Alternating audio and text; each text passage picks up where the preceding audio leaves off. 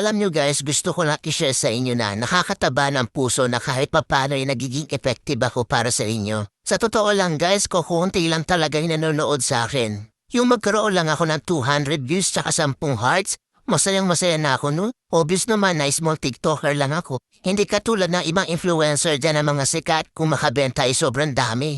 Pero ako guys, kahit ganyan lang yan no? Ang saya-saya, promise. Kahit ganyan lang guys. Feeling ko hindi ako napanghihinaan ng loob. Kumbaga, tuloy-tuloy lang, enjoy lang sa TikTok. Sana naman sa mga mahilig mag-check out dyan, sana lang ma-appreciate nyo din kami mga small TikToker na gumagawa ng mga original content. Hayaan nyo na yung mga influencer, mayayaman na yun. Yung tipong sila naka-iPhone 14, yung mga video camera nila, gaganda. Tapos ako naka-Realme, ang labo pa. Support nyo naman ako guys as a small TikToker dito na gumagawa ng original content.